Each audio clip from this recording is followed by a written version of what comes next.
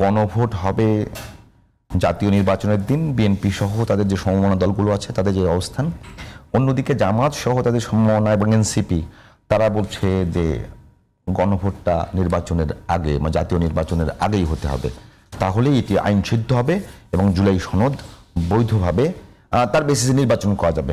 এই বিষয়ে যদি আপনি কিছু বলেন। জামাতের পক্ষ থেকে বলা হয়েছে নভেম্বরের ভিতরে গণভোট হতে হবে নির্বাচনের আগে। এনসিপি বলেছে গণভোট আগেও হতে পারে, একসাথেও হতে পারে নির্বাচন ইলেকশনে। এই তো এনসিপি কিন্তু অনেকটা আমি বলবো যে জামাতের ওই ফোল্ড থেকে বেরিয়ে আসছে। হ্যাঁ, এখন জামাত নির্বাচনের নভেম্বরে গণভোট চায়। এদিকে মাঝখানে আবার আলোচনার জন্য যখন সরকারের পক্ষ থেকে বুঝতে পারছে, যেমন আজকে ওপেনলি বললো যে রাজনৈতিক দলগুলোই সমাধান 7 দিনের ভিতরে সমাধান করতে হবে, না হলে সরকার ঘোষণা দিবে।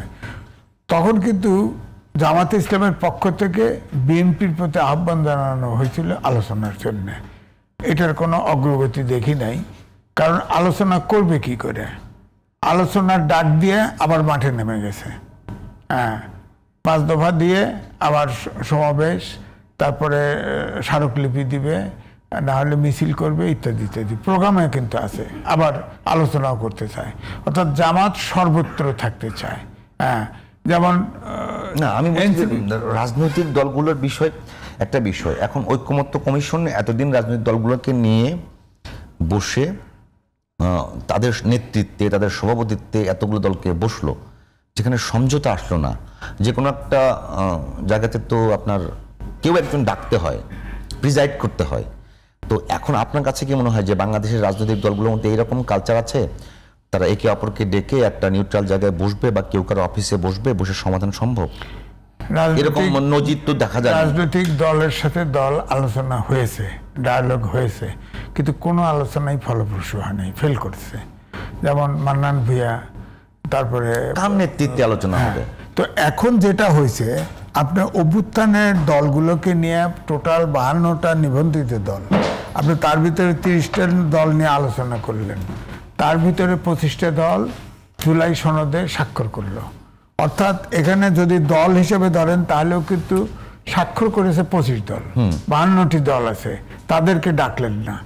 এখন যে ঐক্যমত্য কমিশন যে আলোচনা করেছে, তাদের সময় বর্ধিত করা হয়েছিল, সময় তাদের শেষ, তাদের কিন্তু ডাকার আর সুযোগ নেই। ঐক্যমত্য কমিশন আর ডাকতে পারবে না। এখন সরকার প্রধান হিসেবে ডক্টর মোহাম্মদ ইউনূস একমাত্র ডাকতে পারে, অর্থাৎ সরকারের পক্ষে। সেই জায়গাটা তো সরকার নাই, সরকার বলছে যে আপনাদেরকে আলোচনা করে ঠিক করতে হবে। এই আলোচনার ডাকটা দেবে কে? ঐক্যমত্য কমিশন পারলো না। গণ অভ্যুত্থানের সরকার গণ অভ্যুত্থানের সময় ডাক দিছে কে?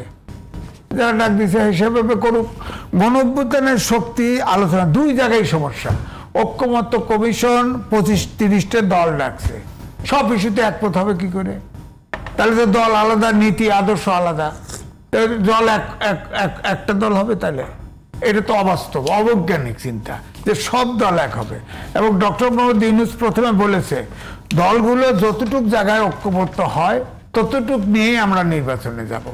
তো নির্বাচনে যারা যারা যে যে জায়গায় একমত হবে না, আমরা ওয়েবসাইটে দিয়ে দেবো, জনগণ দেখবে। সে জায়গাতে তো উনি শিফট করেছেন।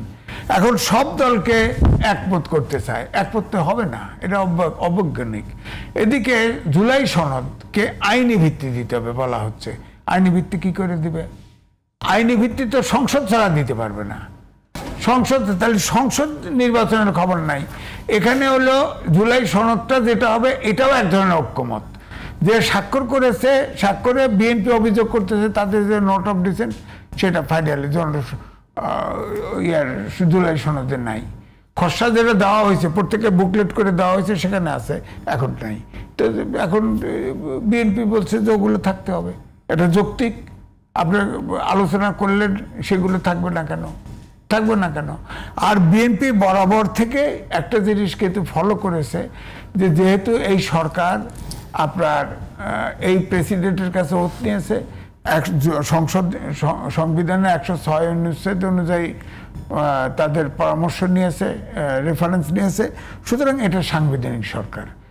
সংবিধানের যেটা হয়ে গেছে, এই সরকার উচিত ছিল প্রথমেই সংবিধানে লেখা আছে 3 মাসের ভিতরে নির্বাচন, 3 মাসের ভিতরে নির্বাচন দেওয়ার উচিত ছিল, কিন্তু এটা মাথায় কাজ করে নাই। এবং আপনি জানেন পাশ দিয়ে হেঁটে যায়, উপদেষ্টা হেঁটে যায়, জনগণরা 5 বছর 3 বছর 3 মাসের মধ্যে নির্বাচন দেবার কথা। মানে একটি পার্লামেন্ট যদি শেষ হয়ে যায় তার 3 মাসের ভিতরে নির্বাচন, যদি ওই 3 মাসে সম্ভব না হয় আর 3 বছর। সংবিধানের কথা বলছি, সংবিধানে আর 3 মাস। সংবিধানে তো অন্তর্বর্তীকালীন সরকার নামে নাই, কিন্তু সুপ্রিম কোর্টের মতামত নিছে, বলা হয়েছে, সেটা নিয়ে অন্য বিতর্ক। সুপ্রিম কোর্টে যে মতামত নিছে, এখন তো তার তো কোনো ডকুমেন্ট পাওয়া যায় না। তখন তো সেনানিবাসে বলা হয়েছে না, তার ডকুমেন্ট পাওয়া যায় না। প্রধান উপদেষ্টা না, একটা বিষয়, এটা কি শিওর আপনি যে সুপ্রিম কোর্টের যে মতামত নিয়ে তার ডকুমেন্টস পাওয়া যাচ্ছে না? প্রেসিডেন্ট বলেছে সরকারের শূন্যতা তৈরি হোক, এই জন্য আমরা আলোচনা করি না। কিন্তু আমি বলেছি যে দেখেন, সেনানিবাসে 662 জন আশ্রয় নিয়েছে, এটা সোনা প্রধান বলেছিল।